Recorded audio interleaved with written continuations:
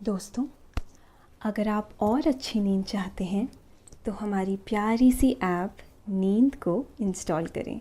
इस ऐप पर आपको एक्सक्लूसिव स्लीप स्टोरीज़ मिलेंगी और आप बिना यूट्यूब प्रीमियम के भी इन स्टोरीज़ को बैकग्राउंड में सुन सकेंगे।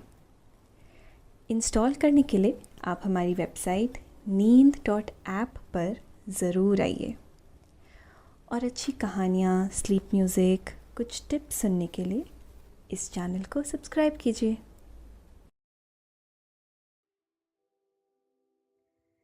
नमस्कार, मैं शांभवी और आज आपको नींद के सुहाने सफर पर ले जाने के लिए मैं लेकर आई हूँ मुल्ला नसरुद्दीन के कुछ दिलचस्प किस्से। मुल्ला नसरुद्दीन तुर्की और संभवतः सभी इस्लामी देशों का सबसे प्रसिद्ध विनोद चरित्र है। उसकी चतुराई और वाक्पटुता के किस्से संभवतः किसी वास्तविक इमाम पर आधारित है। कहा जाता है कि उसका जन्म वर्ष 1207 में तुर्की के होरतो नामक एक गांव में हुआ था और वर्ष 1237 में वह अक्सेहिर नामक मध्यकालीन नगर में बस गया और जहां ईस्वी 1285 में उसकी मृत्यु हो गई। तुर्की में वह नसरुद्दीन होजा या खोजा के नाम से मशहूर है, पर अन्य देशों में उनके अलग अलग नाम हैं, जैसे नसरुद्दीन, अवंती, अंतेती, आपंती, रुमेलिया का जोहा आदि। लंबी दाढ़ी और बड़ी सी पगड़ी वाला खोजा यानी कि नसरुद्दीन एक ऐसा पात्र है जो अपने दुबले पतले गधे पर बैठकर जगह जगह देश परदेश घूमते रहता है। वह अपनी अनोखी सूझबूझ, तेज बुद्धि, साहस और हास्य व्यंग विनोद से सबको चकित कर देता है। मुल्ला नसरुद्दीन के इर्द गिर्द लगभग 350 कथाएं और प्रसंग घूमते हैं, जिनमें से बहुतों की सत्यता संदिग्ध है। उनके किस्सों में सीखने के लिए कुछ ना कुछ जरूर होता है, लेकिन वो उपदेश के रूप में नहीं होते। उनकी हास्यपद हरकतें होती हैं जो आखिर में कोई ना कोई संदेश जरूर देती हैं। वैसे भी व्यंग में कही हुई बातें ही लोगों को ज्यादा याद रहती हैं, और यहाँ मुल्ला नसरुद्दीन के कुछ किस्से हैं जिससे उनकी हाजिर जवाबी का पता चलता है और यह भी पता चलता है कि कैसे वे हंसी हंसी में बड़ी बात कह देते थे। हम मुल्ला नसरुद्दीन के कई बेहतरीन किस्से आपको आगे सुनाएंगे, लेकिन पहले आप अपने आसपास की सारी लाइट्स ऑफ करके आराम से लेट जाएं।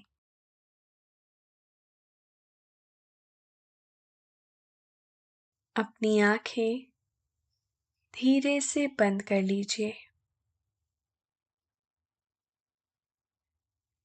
अब थोड़ा सा अपने शरीर को आराम दीजिए। थोड़ा और आराम दीजिए।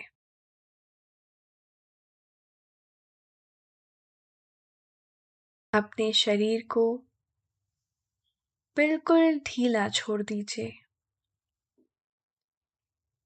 कोई टेंशन नहीं, कोई तनाव नहीं। अपने दिमाग में चल रहे सभी विचारों को चिंताओं को त्याग दें।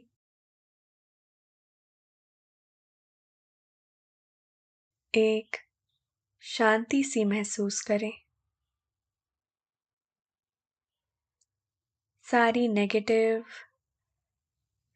सारी पॉजिटिव विचारों को धीरे धीरे निकाल दें।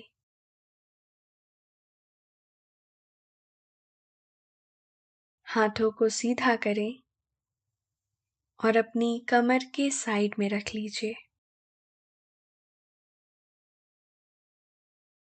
अब अपनी सांस पर ध्यान लगाएं। इसको धीमे या तेज नहीं करना है। बस ध्यान देना है कि कैसे वो आपके नाक, गले में होते हुए आपके अंदर प्रवेश कर रही है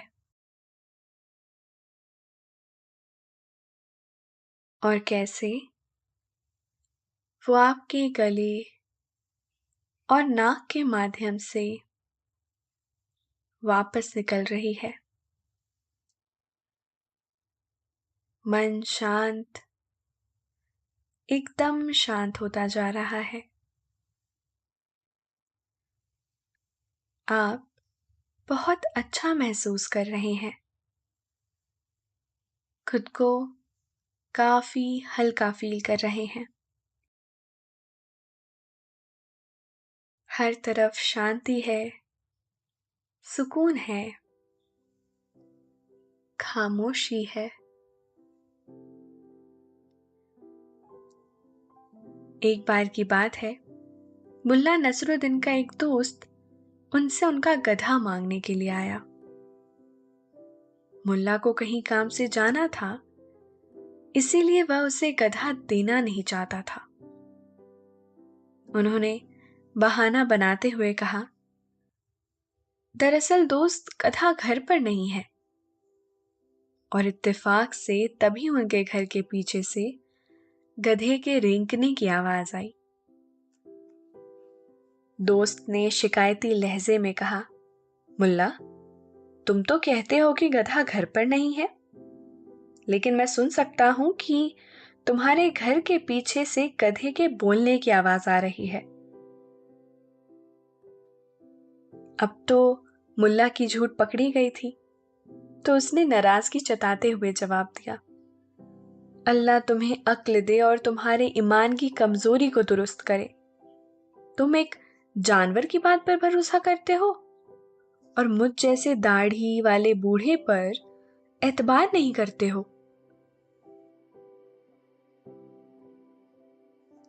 मुल्ला नसरुद्दीन दुनिया का सबसे पॉपुलर कैरेक्टर है।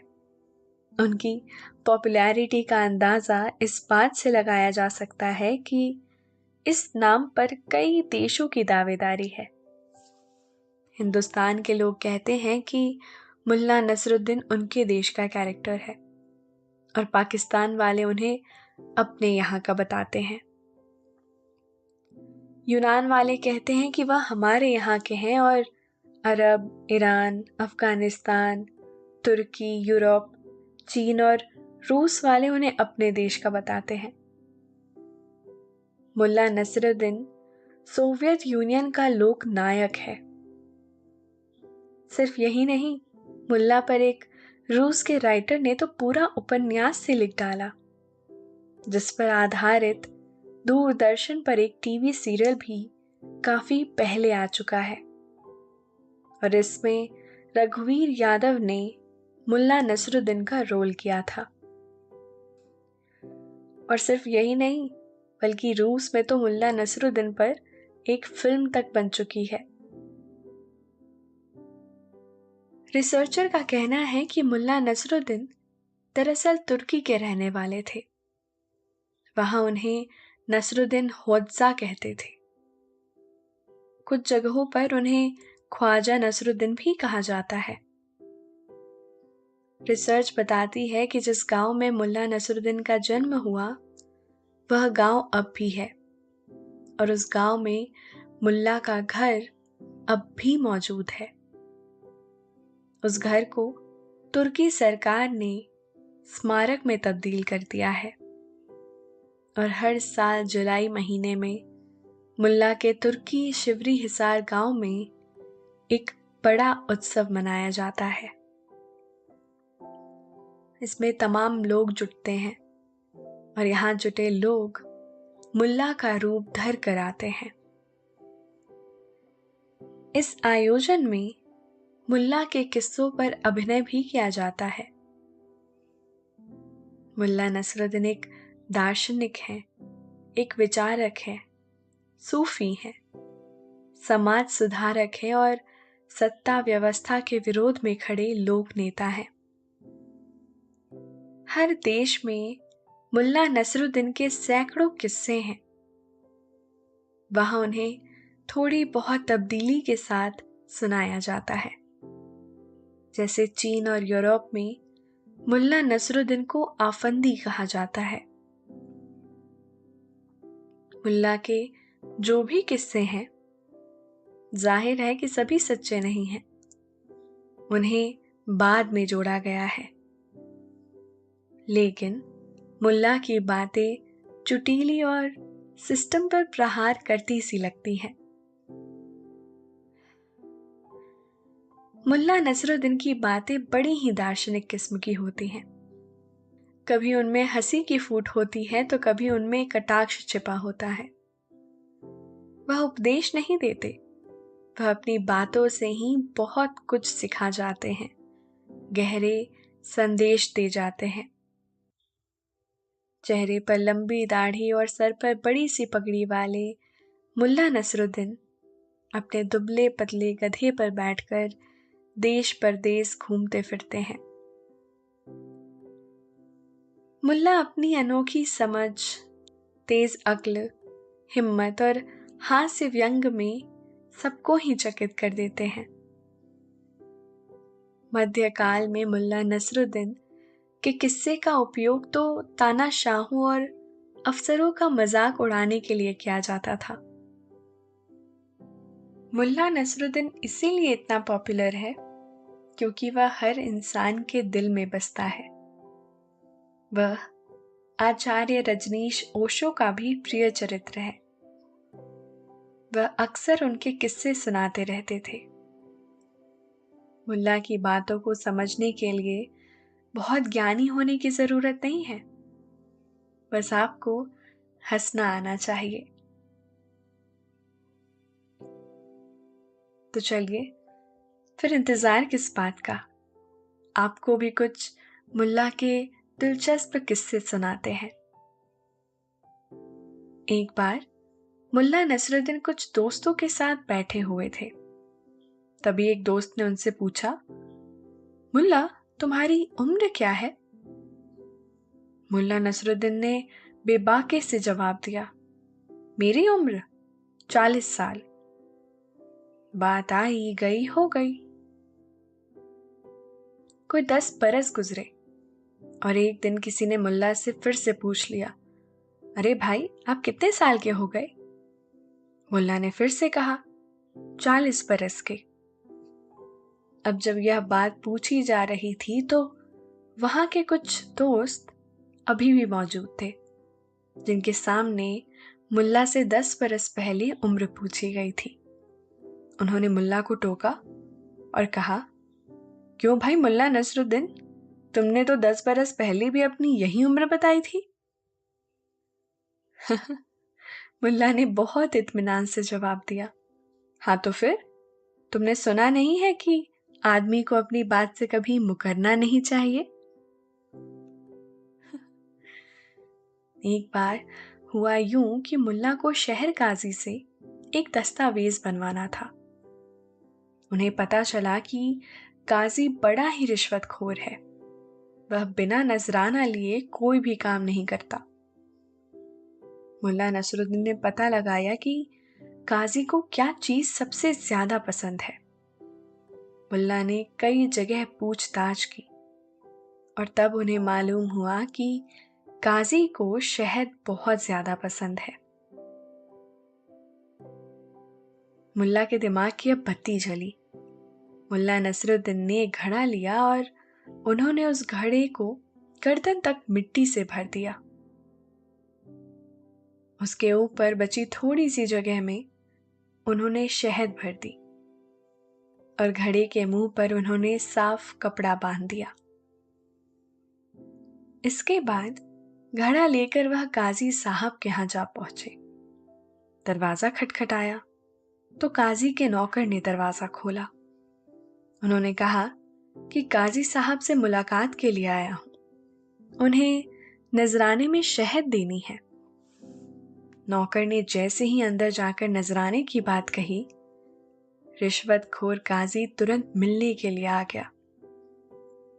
मुल्ला नसरुद्दीन ने काजी को शहद वाला घड़ा देते हुए कहा, हुजूर, आंगन के पेड़ में शहद की मक्खियों का छत्ता लगा हुआ था।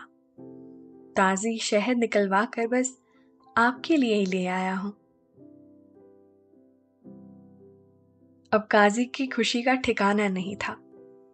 वो बहुत खुश हुआ और उसने घड़े पर बंधा कपड़ा हटाकर भी देखा कि कहीं ये मुल्ला मेरे से मजाक तो नहीं कर रहा। अंदर शहद देखकर वह बड़ा ही खुश हुआ।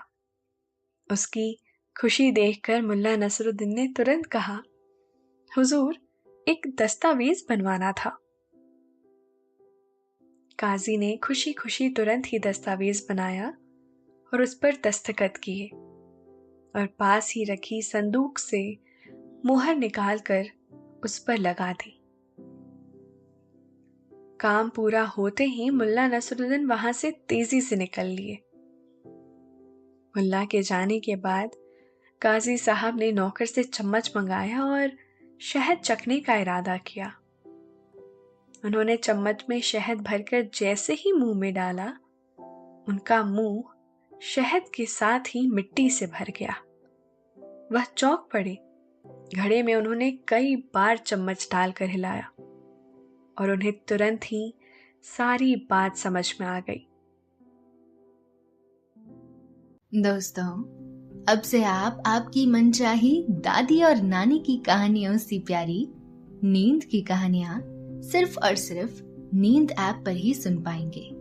तो इसी तरह हमारे साथ कहानियों के जरिए जुड़े रहने के लिए आपकी अपनी नींद ऐप इंस्टॉल करें। अब काजी के साथ इतनी बड़ी मजाक हो जाए तो वो अब ऐसे कहाँ रुकने वाला था। तो काजी ने तुरंत ही नौकर को मुल्ला नसरुद्दीन के घर भेजा और कहा कि उससे वो दस्तावेज मांग लाए। नौकर ने मुल्ला नसरुद्दीन के घर जाकर कहा, काजी साहब ने दस्तावेज मंगाया है। उन्होंने कहा है कि दस्तावेज में कुछ गड़बड़ हो गई है, दोबारा बनाना पड़ेगा। मुल्ला को ये बात समझ आ गई थी कि काजी ने इसे झूठ बोलकर दस्तावेज वापस मंगाया है। उसने फट से जवाब दिया, अरे भाई साहब, काजी साहब से कहना गड़बड़ दस्तावेज में नहीं, शहद में है। ऐसा ही एक और किस्सा है कि मुल्ला नसरुद्दीन के गांव में एक महा आलसी आदमी रहता था। वह खुद कोई काम नहीं करता था और किसी न किसी बहाने से दूसरों से अपने काम करा लिया करता था। यही वजह थी कि लोग उसको देखते ही कन्नी काट लेते थे। उस आदमी के बारे में मुल्ला नसरुद्दीन ने भी सुन रखा था और एक दिन मुल्ला ने उसे अपने घर दावत पर बुलाया। वह आदमी बड़ा ही खुश हुआ। उसने सोचा कि बहुत दिनों बाद दावत का मौका मिला है, जमकर लजीज खाना खाऊंगा। मुल्ला नसरुद्दीन की दावत के चक्कर में उसने एक दिन पहले से ही खाना बंद कर दिया ताकि जमकर दावत उड़ाई जा सके। दावत वाले दिन वह आलसी आदमी मुल्ला नसरुद्दीन के घर जा पहुंचा। बाहर पहुंचते ही उसने बड़े जोश से आवाज लगाई। तभी मुल्ला नसरुद्दीन बाहर निकला और उसका स्वागत करते हुए कहा, आ गए मेरे प्यारे दोस्त।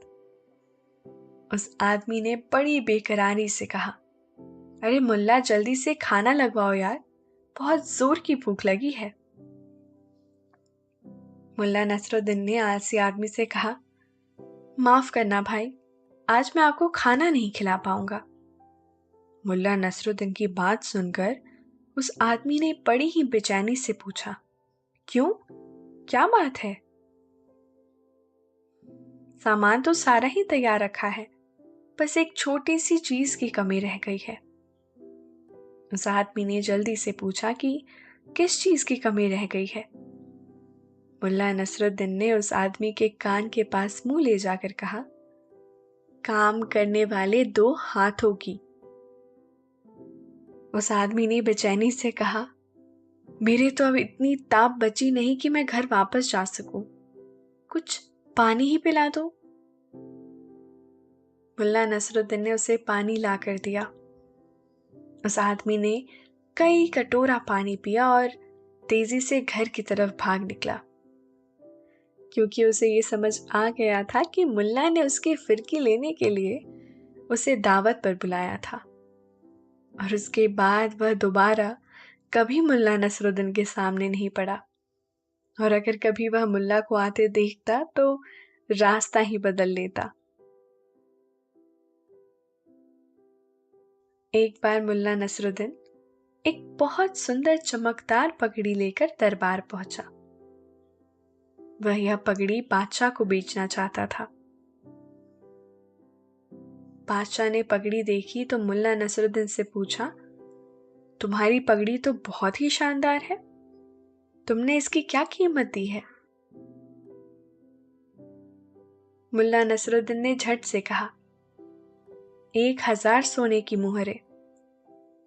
वजीर मुल्ला की चाल को भांप गया।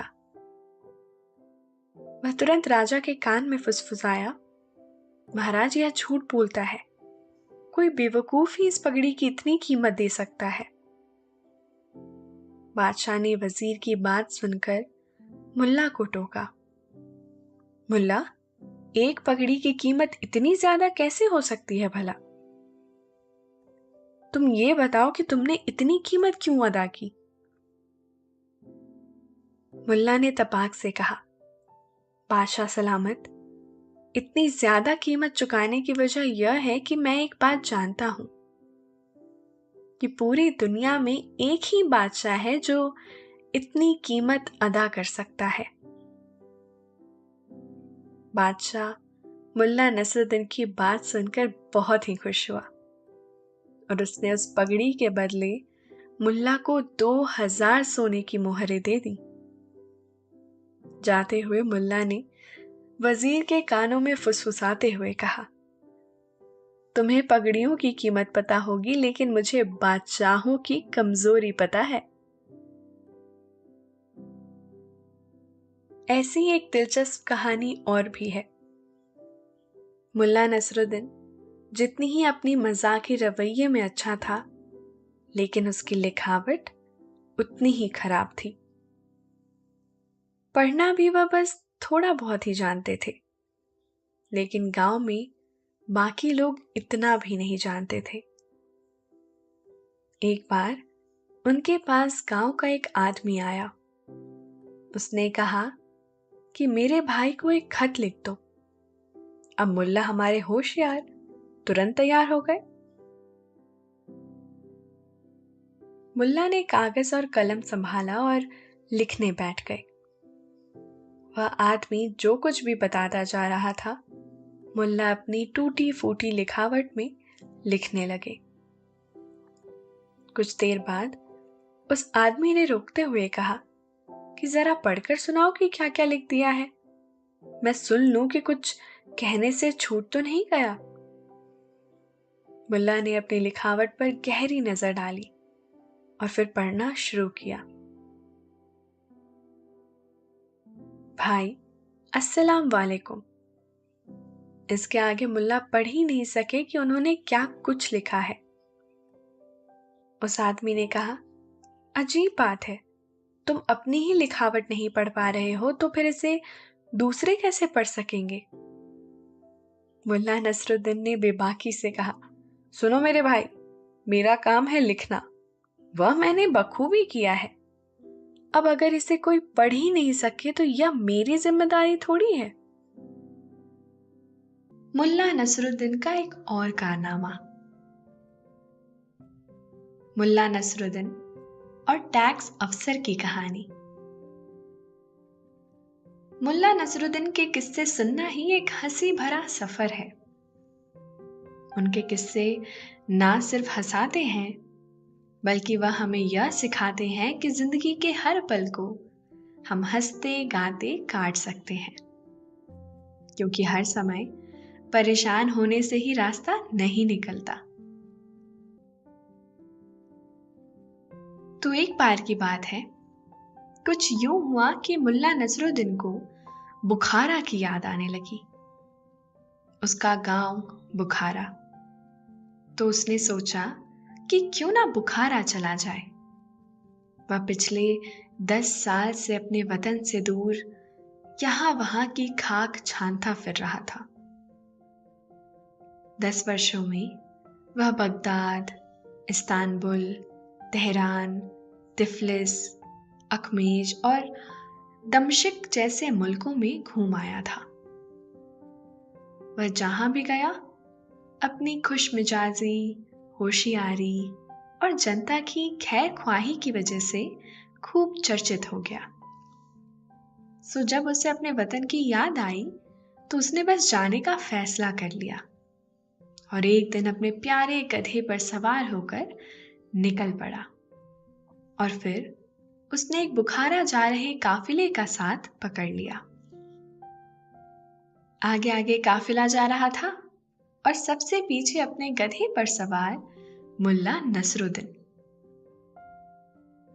ऊंटों के चलने से उठने वाली गुबार से मुल्ला नसरुद्दीन लथपथ हो गया था। गर्द की एक मोटी परत उसके चेहरे पर जमी हुई थी। हालत ऐसी हो गई थी कि इस हालत में कोई उसे पहचान भी नहीं सकता था। लेकिन उसे कोई फर्क ही नहीं पड़ रहा था। वह तो खुश था। उसे मालूम था कि यह मिट्टी ही जीवन है, इससे कैसा द्वेष। सब कुछ यहीं से शुरू होता है और यहीं पर खत्म हो जाता है। और ये मिट्टी तो उसके दिल के और भी करीब थी, क्योंकि ये मिट्टी उसके मुल्क बुखारा की थी। चलते चलते अब शाम होने को थी। ऊंट के साए लंबे हो चले थे। वहीं बहुत दूर एक सोने का प्याला धीरे धीरे नीचे जा रहा था। मुल्ला अब खुश था कि वो अब जल्द ही बुखारा पहुंच जाएगा। लेकिन जिस वक्त काफिला बुखारा शहर की 4 दीवारी के करीब पहुंचा तो फाटक पर तैनात पहरेदार फाटक बंद करने जा रहे थे। काफिले का सरदार ऊंट पर सवार सबसे आगे चल रहा था। उसने पहरेदारों को फाटक बंद करते हुए देखा तो दूर से ही मोहरों की थैली हवा में हिलाते हुए जोर से आवाज लगाई, रुको रुको, जरा इंतजार करो, बस हम पहुंच ही गए हैं। आवाज तो उसने तेज ही लगाई थी, लेकिन काफिला जरा दूर था और हवा का शोर भी कुछ ज्यादा था। नतीजे में काफिले के सरदार की आवाज पहरेदारों तक नहीं पहुंची। उन्होंने सूरज डूबते ही हमेशा की तरह फाटक बंद कर दिया। बड़े बड़े पल्लों वाले फाटक बंद करने के बाद पहरेदार सीढ़ियों से होते हुए बुर्ज पर जा पहुंचे और तोप की कमान संभाल ली। अब कुछ नहीं हो सकता था। अब और कोई उपाय ना दिखते हुए काफिले के सरदार ने सबको 4 दीवारी के पास ही डेरा डालने का हुक्म दिया। चारों तरफ अंधेरा फैल गया था और अब हवा में थोड़ी ठंडक भी आ गई थी। इस अंधेरे में फाटकों के दोनों किनारों पर बनी बुर्ज पूरी शान से खड़ी हुई थी। कुछ देर बाद और भी अंधेरा घिर आया और रात की अजान होने लगी। काफिले के सभी लोग नमाज के लिए उठ खड़े हुए, लेकिन मुल्ला नसरुद्दीन अपने गधे के साथ एक तरफ खिसक लिया। रास्ते में वह अपने गधे से कहने लगा, मियाँ गधे, काफिले में मौजूद इन लोगों को तो खुदा ने हर नेमत से नवाजा है। इसके लिए इन ताजिरों को खुदा का शुक्रिया अदा करना ही चाहिए। यह लोग तो हलक तक खाना खा चुके हैं, नमाज बाद अभी कहवा भी पिएंगे। एक मैं और तू ही है जो अब तक भूखे हैं, और ना ही अब हमें रात का खाना नसीब होगा। हम किस लिए खुदा का शुक्रिया अदा करें? अगर हमारा शुक्रिया चाहते ही हैं तो मेरे लिए गुलाब की तश्तरी और तेरे लिए घास भिजवा दे। ऊपर वाले से यूं शिकवा शिकायत करते हुए मुल्ला नसरुद्दीन काफिले से काफी दूर आ गया। उसने अपने गधे को एक पत्थर से बांध दिया और खुद नंगी जमीन पर लेट गया। आसमान साफ था, ठंडी हवा चल रही थी। वह आराम से लेटा और तारों को देखने लगा। मुल्ला और तारों की ऐसी दोस्ती थी कि तारे उसे और वह इन तारों को खूब पहचानता था। उसने जाने कितनी रातें इन्हीं तारों के साए में गुजारी थी। वह जिस भी मुल्क या शहर गया, सभी जगह उसे यही तारे मिले, चाहे वो बगदाद में हो या इस्तांबुल, तेहरान, तिफलिस में उसे हर जगह यही जाने से कुछ पहचाने से तारे नजर आते थे। और अब इसका रिश्ता तारों के साथ अटूट हो चुका था। मुल्ला नसरुद्दीन बड़े ही आराम से लेटा था। वह सोच रहा था कि वह उन रईसों से ज्यादा खुशनसीब है, जिनके पास ना तो वक्त है और ना इन खुले आसमान के नीचे यूं लेटने वाला नसीब। यकीनन मुल्ला जैसी फुर्सत किससे ही नसीब होगी। काफिले वाले सारे लोग नमाज अदा करने के बाद रात के खाने की तैयारी में जुट गए। उन्होंने लकड़ियां लेकर उनमें आग जलाई और बड़े कड़ाहों में खाना पकाने लगे। कड़ाहों में भुनती हुई मसाले की खुशबू अब हवा में बिखर गई थी, और अब खाने की सुगंध मुल्ला तक ना जाए, इसीलिए वो अपने गधे को लेकर दूर चला आया था और जमीन पर तारों को देख लेट गया था। तभी वह बुखारा के बारे में सोचने लगा। उसे ख्याल आया कि कल उसे शहर में दाखिल होने के लिए टैक्स देना होगा। उसे पूरा यकीन था कि 10 साल में बादशाह की यह लूट बंद नहीं हुई होगी, और उसके मन में ये बात हमेशा से थी। यही वजह थी कि शहर में घुसने के लिए दिया जाने वाला टैक्स उसने बचा कर रखा था। ये सब सोचते सोचते वह फिर से अपने प्यारे वतन की यादों में खो गया। उसे अपने मुल्क से बहुत प्यार था। शहर की ऊंची ऊंची मीनारें, कहवा खाने, हरे भरे खेत, खूबसूरत गांव और वहां के भोले भाले लोग। वो बस उनके ही बारे में सोच रहा था और मन ही मन अपने लोगों से मिलने के लिए उत्सुक हो रहा था। उसे काफिले के लोगों से मालूम हो गया था कि पुराना आमिर अब नहीं रहा। अब उसकी जगह जो नया आमिर आया है वह गजब का कईया और संगदिल इंसान है। उसने लोगों को लूटने के लिए तरह तरह के टैक्स इजाद कर रखे थे।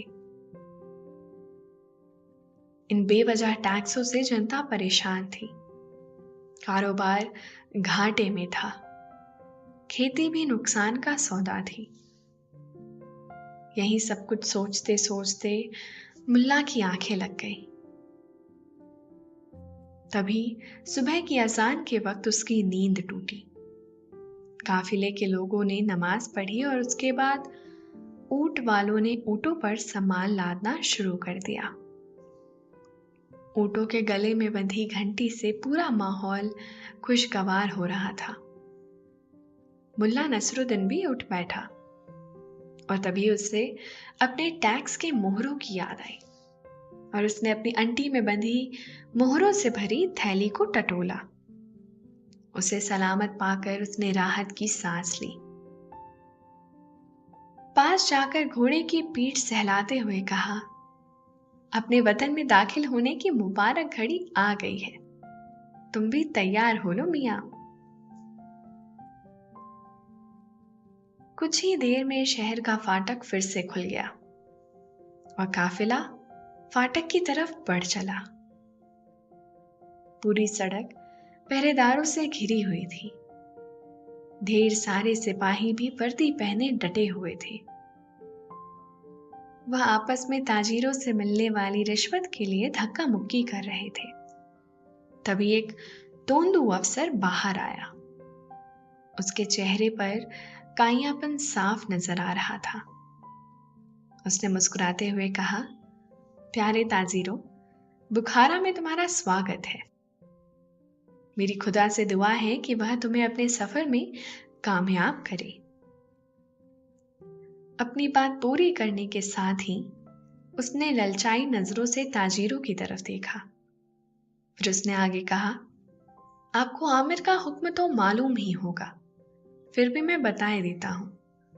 अगर कोई ताजीर अपने माल को छुपाकर बिना टैक्स दिए ले जाने की कोशिश करेगा तो उसे सख्त सजा मिलेगी। इसके बाद वह कईयां अफसर पहरेदारों की तरफ मुड़कर बोला, बुखारा के वफादारों, चलो अपना काम शुरू करो। अफसर का हुक्म मिलते ही सिपाही ऊंटों की तरफ तेजी से भागे। उन्होंने अपनी तलवारों से ऊंटों पर बंधे मोटे रस्से को काट डाला। देखते ही देखते सारा सामान उन्होंने जमीन पर बिखरा दिया। अब हर तरफ सड़क पर कीमती सामान बिखरा दिखाई दे रहा था। सड़क पर हर तरीके का सामान फैल चुका था। कुछ इसमें कीमती रेशम के कपड़े थे, तो कहीं काली मिर्च थी, कहीं चाय की पत्ती, इत्र की शीशियां, कपूर और तिब्बती दवाओं के डब्बे थे। अब सिपाहियों को सभी कीमती चीजें दिखे तो उनसे रहा नहीं गया और सिपाही जल्दी जल्दी यह सारा माल अपनी जेबों में ठूसने लगे। ताजीर बेचारे बेबस से यह सारी लूट खसोट देखने को मजबूर थे।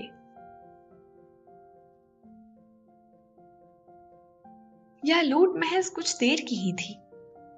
इसके बाद सिपाही अपने अफसर के पीछे जाकर खड़े हो गए। लूट का माल ठूसने से उनकी जेबें फटी पड़ रही थी। इसके बाद ताजीरों से टैक्स वसूली का काम शुरू हो गया। चूंकि मुल्ला नसरुद्दीन के पास कोई सामान नहीं था, इसीलिए उसे सिर्फ शहर में दाखिल होने का टैक्स ही अदा करना था। कुछ देर में ही मुल्ला नसरुद्दीन की बारी आ गई। काइयां अफसर ने पूछा, तुम कहां से आए हो और बुखारा में आने की वजह भी बयान करो। मुल्ला नसरुद्दीन ने बताना शुरू किया, हुजूर, मैं ईरान से आया हूं। बुखारा में मेरे कुछ रिश्तेदार रहते हैं, उन्हीं से मिलने आया हूं। काइयां अफसर ने कहा, तुम्हें रिश्तेदारों से मिलने का टैक्स अदा करना होगा। मुल्ला नसरुद्दीन ने उसकी बात सुनकर कहा, लेकिन हुजूर, मैं अपने रिश्तेदारों से मिलूंगा नहीं। मैं तो एक काम से आया हूं, काम पूरा होते ही चला जाऊंगा। मुल्ला की बात पूरी होते ही अफसर चीखा, अच्छा, तो तुम अपने रिश्तेदारों से भी मिलोगे और काम भी निपटाओगे। तुम्हें दोनों टैक्स अदा करना होगा, रिश्तेदारों से मिलने का भी और काम का भी। इसके अलावा अल्लाह के नाम पे भी कुछ रकम अदा करें, जिसने रास्ते में तुम्हें डकैतों से बचाया है। मुल्ला ने सोचा, डकैतों से तो मैं खुद निपट लेता। मैं तो चाहता हूं कि अल्लाह मुझे इन हराम खोरों से बचाए। अलबत्ता उसने यह बात कही नहीं, क्योंकि उसे मालूम था कि वह जितना बोलेगा टैक्स उतना ही बढ़ता जाएगा। मुल्ला ने इसके बाद कुछ नहीं कहा। उसने आंटी से थैली निकाली और रिश्तेदारों से मिलने का, काम का और अल्लाह की राह का टैक्स अदा कर दिया। जब मुल्ला टैक्स अदा कर रहा था तो पास खड़े सिपाही चुप छुप कर उसके बटुए में झांकने की कोशिश कर रहे थे कि देखें कि और कितना माल बचा है। टैक्स अदा करने के बाद मुल्ला के बटुए में कुछ टके बचे हुए थे। काइया अफसर की नजर में वह टके आ चुके थे। वह तेजी से सोचने लगा कि बाकी बचा माल कैसे हथियाया जाए। टैक्स अदा करने के बाद मुल्ला जैसे ही आगे बढ़ा कि पीछे से काइया अफसर की तेज आवाज आई, ठहरो। मुल्ला ने पीछे पलट कर देखा। काइया अफसर ने कहा, इस गधे का टैक्स कौन अदा करेगा? तुम अपने रिश्तेदारों से मिलोगे तो तुम्हारा यह गधा भी तो अपने रिश्तेदारों से मुलाकात करेगा। इसका टैक्स भी भरो। मुल्ला ने अपना बटुआ बाहर निकाला और उसे खोलते हुए बड़े ही मिठास भरी आवाज में कहा, बिल्कुल सही फरमाया आपने। बुखारा में मेरे गधे के रिश्तेदारों की तादाद बहुत ज्यादा हो गई है। जैसे यहाँ का काम चल रहा है उससे यही अंदाजा होता है। इससे पहले कि वह काइया अफसर मुल्ला की बातों का मतलब समझ पाता, मुल्ला अपने गधे पर सवार हुआ और उसे सरपट दौड़ा दिया। उसे जो पहली गली मिली उसने अपने गधे को उसमें मोड़ दिया। उस गली में मुड़ने से पहले मुल्ला नसरुद्दीन के कानों में उस काइया अफसर की आवाज टकराई थी। वह अपने सिपाहियों से कह रहा था, जाओ पकड़ो उस शैतान को, देखो किसी भी हालात में जाने ना पाए। मुल्ला नसरुद्दीन अपने गधे का लगातार हौसला बढ़ा रहा था। तेज और तेज मेरे वफादार दोस्त, अगर आज तू नहीं भागा तो मुझे टैक्स में अपनी गर्दन भी देनी पड़ सकती है। मुल्ला नसरुद्दीन का गधा उससे भी ज्यादा चालाक था। मालिक ना भी कहे तो वो भी हालात देखकर अपनी चाल धीरे और तेज कर लेता था। उसके लंबे और सतर्क कानों ने फाटक से आ रही आवाजें सुन ली थी। उस आवाज ने जैसे मुल्ला नसरुद्दीन के गधे के पैरों में गुब्बारे भर दिए हों। वह बिना कुछ देखे तेजी से भागने लगा। गधे की रफ्तार इस कदर तेज थी कि मुल्ला नसरुद्दीन उसकी गर्दन से लिपट गया था। पूरी गली में बवाल मच गया। कुत्ते दुम दबाकर भाग खड़े हुए। मुर्गियां शोर मचाते हुए यहां वहां भागने लगी। लोग भी दीवारों से चिपक कर खड़े हो गए कि कहीं गधे की जद में ना आ जाए। बाहर फाटक के पास खड़ा वो अफसर भी अब सोच में पड़ गया था कि ऐसा व्यक्ति हो कौन सकता है जिसने मुझसे इस तरीके से बात करने की हिम्मत दिखाई। हो ना हो या कहीं मुल्ला नसरुद्दीन तो नहीं, क्योंकि सिर्फ वही है जो इस चालाकी से ऐसा कुछ कर सकता है। दोपहर होते होते शहर में यह खबर आग की तरह फैल गई कि रिश्वतखोर अफसर को एक आदमी ने बहुत कड़ाकेदार जवाब दिया है। लोगों तक जब यह खबर पहुंची तो सब खुशी मनाने लगे। अब ये खबर शाम तक खुशी में बदल गई थी, क्योंकि लोगों को यकीन हो गया कि ऐसा जवाब तो सिर्फ मुल्ला नसरुद्दीन ही दे सकता है। इसका मतलब यह हुआ कि वह बुखारा में लौट आया है। इसका मतलब यह हुआ कि वह बुखारा में लौट आया है और अब वो सभी गांव वालों को टैक्स अफसर और फालतू के टैक्सेस से बचा लेगा। मुल्ला नसरुद्दीन को जब कोई दावत पर बुलाता तो वह बहुत खुश होता। वह दावतों का बड़ा ही शौकीन था। जब भी इसे दावत का निमंत्रण मिलता, मुल्ला दावत में हमेशा वक्त से पहुंचता और बड़ी ही खुश दिली से खाना खाता। एक बार उसे पास के शहर से दावतनामा मिला। उस दावत में वह विशेष मेहमान के तौर पर बुलाया गया था।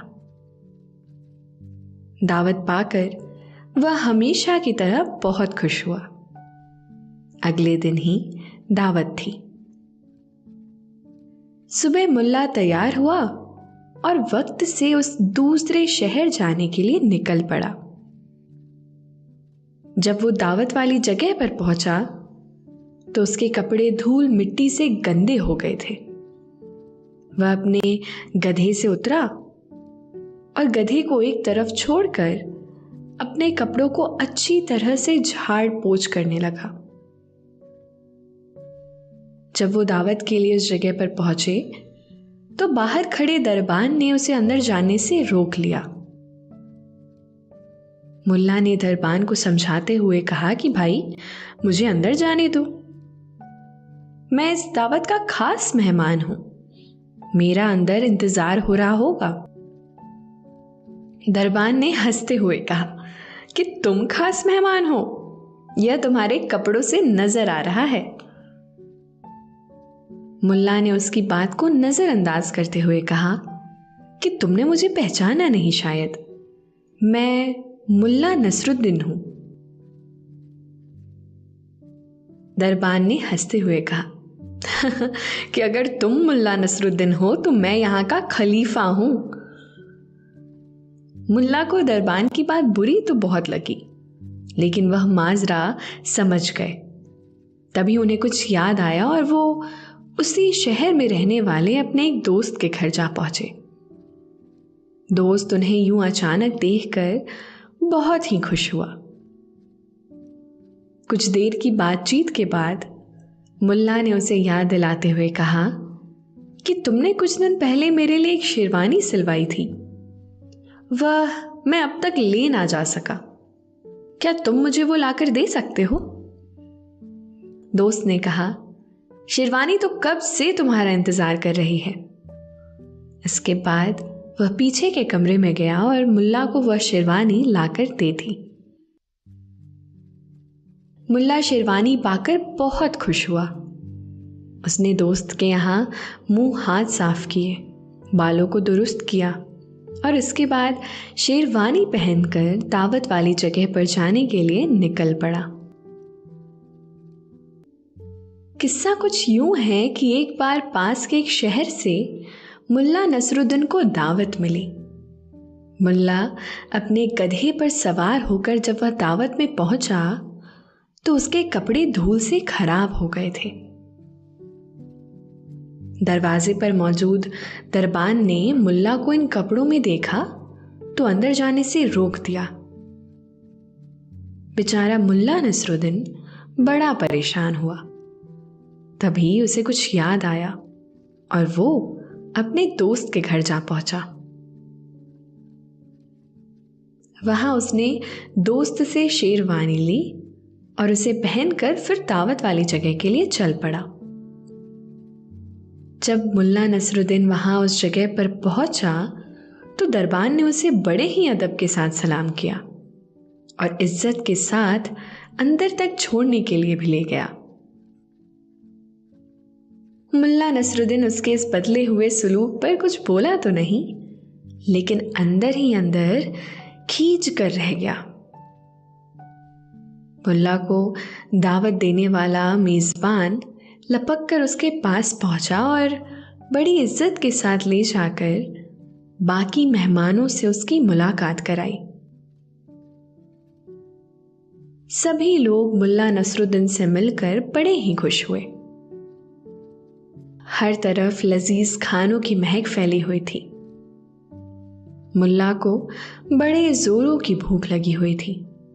खैर, उसे ज्यादा देर तक इंतजार नहीं करना पड़ा। मेजबान ने उसे ले जाकर एक कुर्सी पर बैठाया।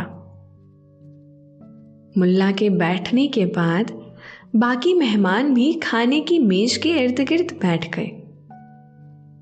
बैरे लाकर खाना मेज पर सजाने लगे और सभी की निगाहें मुल्ला पर ही लगी हुई थी। लोग सबसे पहले उनके खाने का इंतजार कर रहे थे, तो मुल्ला ने एक डोंगे से अपनी तश्तरी में शोरबा निकाला और उसके बाद उस तश्तरी को अपनी शेरवानी पर पलट दिया। मुल्ला की ये हरकत देखकर सब हैरान रह गए।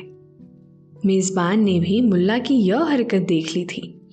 वह भागा हुआ उनके पास पहुंचा और बड़े ही अदब से पूछा, हुजूर की तबीयत नासाज है क्या? मुल्ला ने उसकी बात को नजरअंदाज करते हुए अपनी शेरवानी की तरफ देखते हुए कहा, शेरवानी मोहतरम, आपको यह शोरबा लजीज लगा होगा। आपको तो पता ही है कि इस महफिल में हमें नहीं बल्कि आपको बुलाया गया है। तो ये थी कहानी मुल्ला नसरुद्दीन की दावत की। और इसी तरह से एक बार की बात है, मुल्ला नसरुद्दीन किसी काम से बाजार गए हुए थे। वह अपने गधे से उतरकर खड़े ही हुए थे कि तभी एक अनजान आदमी वहां आया और उन्हें जोर का एक तमाचा रसीद कर दिया। मुल्ला उसके सुलूक पर बड़े ही हैरान परेशान हुए। उनकी समझ में नहीं आया कि आखिर उसने उन्हें किस गुस्ताखी की सजा दी है। वह कुछ कहते इससे पहले ही उस आदमी ने उनसे माफी मांगते हुए कहा, भाई मुझे माफ करना, मैंने किसी और को समझकर आपको यह थप्पड़ मार दिया। आप नाराज मत होइएगा। मुल्ला को उसकी बात पर भरोसा नहीं हुआ। उन्होंने उससे कहा, तुमने बहुत खराब हरकत की है, अब तो इसका इंसाफ काजी ही करेगा। मुल्ला उस आदमी को लेकर शहर काजी के पास गया और अपनी शिकायत उसे सुनाते हुए इंसाफ की दरख्वास्त की। इसी बीच मुल्ला ने देखा कि काजी और उस आदमी में कुछ खुसर फुसर शुरू हो गई।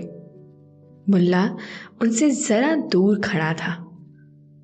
वह उनकी बातें सुन तो नहीं सका, लेकिन उसने सोचा कि दोनों शायद पहले से ही एक दूसरे से वाकिफ हैं, इसीलिए एक दूसरे का हाल चाल पूछ रहे हैं। उनकी खुसर फुसर खत्म होते ही मुल्ला ने काजी से इंसाफ करने को कहा। काजी ने उस आदमी से पूछा, मुल्ला ने जो इल्जाम तुम पर लगाया है क्या वह सच है? उस आदमी ने कहा, मुल्ला की बात सच है, लेकिन मैंने इन्हें कोई दूसरा आदमी समझकर थप्पड़ मार दिया था, इसके लिए मुझे माफ किया जाए। उसकी बात सुनते ही काजी ने तुरंत फैसला सुनाते हुए कहा, तुम्हें मुल्ला नसरुद्दीन को थप्पड़ मारने का जुर्माना अदा करना होगा। मैं तुम पर 1 दिनार का जुर्माना लगाता हूं। मुल्ला काजी के फैसले से बिल्कुल भी खुश नहीं हुआ। अभी वह कुछ कहता तभी काजी ने आगे कहा, समझ सकता हूं कि इस वक्त तुम्हारे पास जुर्माना अदा करने के लिए दिनार नहीं होगी, तुम जा सकते हो। जब तुम्हारे पास माल आ जाए तो मुल्ला को जुर्माना अदा कर देना। काजी की बात सुनकर मुल्ला को सारा माजरा समझ में आ गया कि दोनों आपस में मिले हुए हैं। मुल्ला ने उस वक्त तो कुछ नहीं कहा और चुपचाप वहां से चला गया। काफी वक्त गुजरने के बाद भी वह आदमी दिनार लौटाने वापस नहीं आया। यह सुनकर मुल्ला को यकीन हो गया कि ये दोनों मिले हुए हैं, लेकिन मुल्ला कुछ कर नहीं सकते थे। यह फैसला सुनकर वो आदमी खुशी खुशी वहां से चलता बना। मुल्ला ने काजी से पूछा, काजी साहब, आपको क्या लगता है कि आपका यह फैसला दुरुस्त है? काजी ने तुरंत ही जवाब दिया, बिल्कुल दुरुस्त है। एक थप्पड़ के बदले 1 दिनार का जुर्माना काफी है। इतना सुनते ही मुल्ला नसरुद्दीन ने काजी को एक जोरदार थप्पड़ रसीद कर दिया। काजी इसके लिए तैयार ही नहीं था, वह चकरा कर गिर पड़ा। मुल्ला ने उसकी तरफ देखते हुए कहा, वो अनजान आदमी जब जुर्माना देने के लिए लौटेगा तो वह 1 दिनार आप अपने पास रख लीजिएगा। इससे पहले कि काजी सिपाहियों को अपनी मदद के लिए बुलाता, मुल्ला अपने गधे पर सवार होकर वहां से भाग निकला। तो ये थी मुल्ला नसरुद्दीन की चतुरता की कहानी। एक बार कुछ यूं हुआ कि मुल्ला नसरुद्दीन को कुछ लोगों ने तकरीर करने के लिए बुलाया। मुल्ला नसरुद्दीन जब तकरीर करने पहुंचा तो वहां मौजूद लोग उसे कुछ खास पसंद नहीं आए।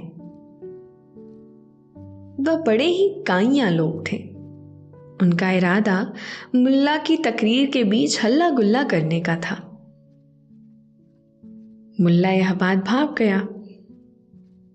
उसने तकरीर शुरू करते हुए पूछा, क्या आप लोगों को मालूम है कि मैं यहां किस मसले पर तकरीर करने आया हूं? वहां बैठे लोगों ने एक सुर में कहा, नहीं, हमें बिल्कुल नहीं पता। मुल्ला नसरुद्दीन ने बड़ी सादगी से जवाब दिया, मैं उन लोगों के बीच तकरीर करना बिल्कुल भी पसंद नहीं करूंगा जिन्हें ये तक नहीं पता हो कि मैं यहां किस विषय पर बोलने के लिए आया हूं। यह कहते हुए मुल्ला मंच से उतरा और गधे पर सवार होकर चलता बना। वो लोग भी हार मानने वाले में से नहीं थे। उन्होंने कुछ दिन बाद फिर से मुल्ला को तकरीर करने के लिए बुलाया। वो शेर थे तो मुल्ला सवा शेर था। मुल्ला नसरुद्दीन फिर जा पहुंचा तकरीर करने के लिए। मुल्ला मंच पर खड़ा हुआ और बोलना शुरू किया, आप लोगों ने मुझे बुलाया, इसके लिए मैं आपका शुक्रगुजार हूं। कुछ ठहर कर उसने आगे बोलना शुरू किया, क्या आप लोगों को अंदाजा है कि मैं यहां किस मुद्दे पर तकरीर करने वाला हूं? इस बार सभी ने एक सुर में जवाब दिया, हाँ, हम जानते हैं कि आप किस मामले में अपनी तकरीर करने वाले हो। मुल्ला ने मासूमियत से जवाब दिया, अगर आप लोग इतने ही माहिर और जानकार हैं तो मैं तकरीर करके अपना और आपका वक्त बिल्कुल भी खराब नहीं करूंगा। मुल्ला वहां से ये कहकर बड़े ही आराम से वापस लौट आया। लोगों ने आपस में कुछ खुसर फुसर की और फैसला हुआ कि मुल्ला को फिर से तकरीर के लिए बुलाया जाएगा और मुल्ला को फिर से दावतनामा भेजा गया। मुल्ला तकरीर करने के लिए तीसरी बार उन लोगों के बीच पहुंचे। मुल्ला को इज्जत के साथ मंच पर पहुंचाया गया। मुल्ला ने सभी का शुक्रिया अदा किया और तकरीर शुरू करते हुए पूछा, आप लोगों को इस बात की जानकारी है कि मैं आज किस बारे में तकरीर करने वाला हूं? इस बार आधे लोगों ने कहा हां और आधे लोगों ने ना कहा। मुल्ला ने उनकी तरफ देखते हुए बड़ी ही अदा से कहा, ऐसी बात है तो जो लोग जानते हैं वह बाकी लोगों को बता दे कि मैं यहां क्या बात रखने वाला था। और ये कहकर मुल्ला फिर से अपने घर रवाना हो गया। मुल्ला को परेशान करने की उन सभी की ये योजना धरी की धरी रह गई। उन्होंने फिर कभी मुल्ला नसरुद्दीन को तकरीर करने के लिए नहीं बुलाया। ऐसे ही सालों पहले एक भिखारी नंदा नगरी में भूख से तड़पने के कारण खाने के लिए कुछ मांग रहा था। तभी उसे एक व्यक्ति कुछ रोटियां दे देता है। अब भिखारी रोटी के लिए सब्जी की तलाश में पास के ही एक पंडाल में पहुंचता है। वहां भिखारी रोटी के लिए पंडाल के मालिक से थोड़ी सी सब्जी मांगता है। भिखारी को देखते ही गुस्से में पंडाल का मालिक उसे भगा देता है। दुखी भिखारी किसी तरह मालिक की नजरों से बचते हुए पंडाल की रसोई में पहुंच जाता है। वहां उसे कई तरह की लजीज सब्जियां दिखती हैं। गर्म गर्म सब्जियों से भाप निकल रही थी। भाप को देखकर भिखारी के मन में हुआ कि अगर रोटियों को इस भाप के ऊपर रख दिया जाए तो सब्जी की खुशबू उनमें मिल जाएगी और फिर रोटी में भी सब्जी का स्वाद आने लगेगा और सब्जी की जरूरत ही नहीं पड़ेगी। यह सब सोचते हुए भिखारी रोटी पर सब्जी डालने की जगह उन्हें सब्जी से निकलने वाले भाप के ऊपर रख देता है। तभी वहां अचानक पंडाल का मालिक आ जाता है। दोस्तों, अब से आप bed time stories, guided meditations, relaxing music, इन सब का आनंद नींद ऐप पर ही उठा सकते हैं। और भिखारी को सब्जी चोरी करने के लिए पकड़ लेता है। भिखारी उससे कहता है कि मैंने सब्जी नहीं चुराई है, मैं सिर्फ सब्जी की खुशबू ले रहा था। मालिक भिखारी को धमकाते हुए कहता है कि अगर तुमने सिर्फ खुशबू ली है तो तुम्हें उस खुशबू की भी कीमत चुकानी होगी। डरी हुई आवाज में भिखारी उससे कहता है, मालिक मेरे पास कुछ भी नहीं है जिससे कि मैं खुशबू की कीमत चुका सकूं। तब पंडाल मालिक उसे पकड़कर मुल्ला नसरुद्दीन के दरबार में ले जाता है। मुल्ला नसरुद्दीन पंडाल मालिक और भिखारी की बातों को गौर से सुनते हैं।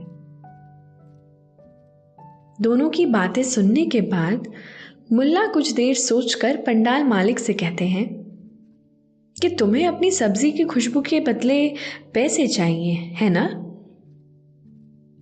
पंडाल मालिक कहता है, जी हां।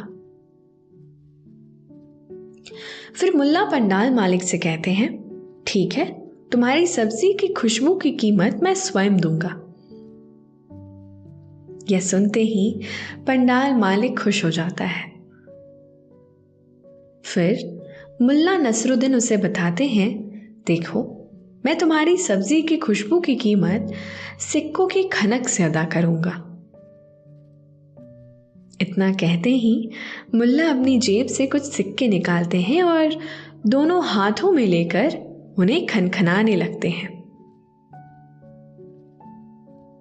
फिर उन सिक्कों को दोबारा जेब में डाल लेते हैं। यह सब देखकर पंडाल मालिक हैरान हो जाता है। वह मुल्ला नसरुद्दीन से कहता है कि यह उन्होंने कैसी कीमत अदा की है। जवाब में मुल्ला कहते हैं, तुम्हारी सब्जी की खुशबू इस भिखारी ने ली थी,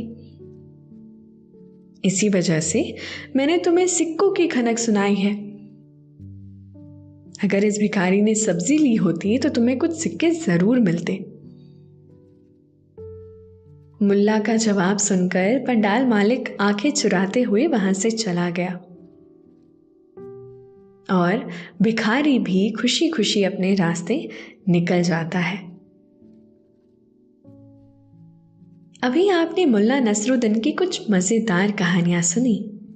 मुल्ला की यह कहानियां दुनिया के तमाम देशों में बहुत मशहूर हैं। कई देशों का ऐसा दावा है कि मुल्ला नसरुद्दीन उनके देश का था। रूस में तो उन पर टीवी सीरियल और फिल्म भी बन चुकी है। अब आपके सोने का समय हो गया है और निंदिया रानी चुपके से आपके सिरहाने आकर बैठ गई हैं। वह हौले हौले आपकी पलकों को सहला रही हैं। आपकी पलकें बोझिल होती जा रही हैं। नींद आपकी आंखों में मध्यम मध्यम भरती जा रही है। आप पर नींद की खुमारी छाने लगी है। आपने अपनी आंखों को धीरे धीरे बंद कर लिया है। अब आप आहिस्ता आहिस्ता नींद की आगोश में समाते जा रहे हैं। समाते चले जा रहे हैं। शुभ रात्रि।